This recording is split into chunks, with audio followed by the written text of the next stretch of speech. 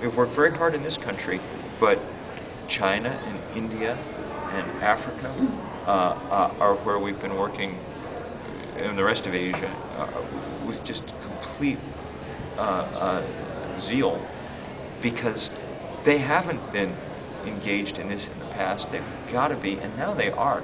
I mean, you go to India, and it's like the 350 is completely sunk in. Every day we open the email, and there's, spreads of university after university with, people, or elementary schools with, 1,000 kids forming big 350s on the playing field, and 350 people dressed up like tigers, and, every possible kind of thing. It's happening fast. I'm not going to kid you, I have no idea if it's happening fast enough, I mean, ExxonMobil made more money last year than any company in the history of money, all right? That's a hard obstacle to overcome. I'm not certain we can do it, but I'm sure as hell certain we're going to try. And after this weekend in Washington, watching those kids, watching not only the fact that they were fired up, but that they were incredibly mature about the ways in which they were fired up and how they're going to act, was very, very moving. It makes me think we've got, you're going to have to work hard to make me despair this week, because I'm feeling more and more like at least we're going to give it the real shot. So quickly, on let's say the economic downturn in China, we were talking a little bit on stage, and the potential for green jobs. Now, as say the manufacturing, there's a downturn in manufacturing because American consumers aren't consuming so much. What sort of opportunities from the specifics you've touched on in your travels? Well, China's got to develop. China is working hard to develop its domestic markets, right?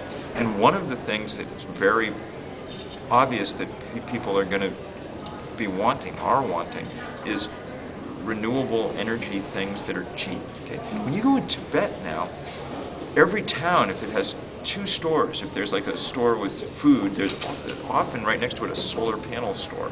You can buy a solar panel for about the price of a yak, okay, and a light bulb and a inverter. And so every herder's tent, a black yak felt herder's tents, will have a little solar panel inside and a light bulb inside, which is a big change because you don't have to keep the fire going all the time and breathe the stuff to have some light, I've been in cities in China where 98% of people get their hot water from solar thermal. China has something like 60 or 70% of the solar thermal installed capacity in the world. And it's not because the government's ordered people to do it. It's a big industry, sort of, because you can make them relatively simply. And everybody figured out, I'm going to save some money.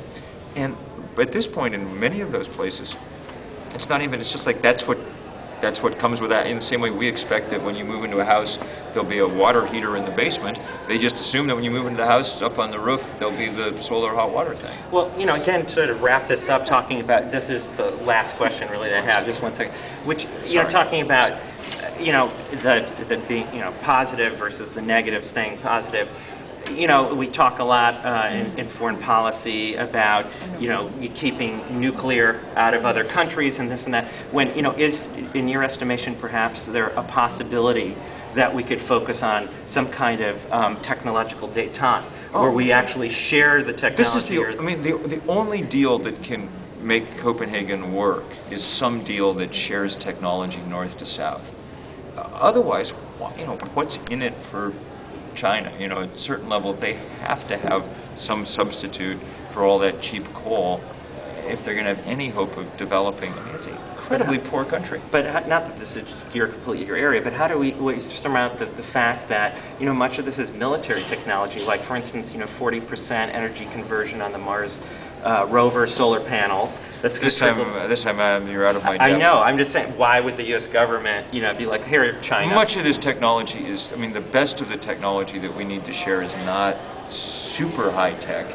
It's, it just costs more to put up a wind farm than it does to get 2 cents a kilowatt hour coal, which China has in abundance. So that's our job, is to make up some of that gap, because we spent 200 years getting rich burning coal, and that's got to happen.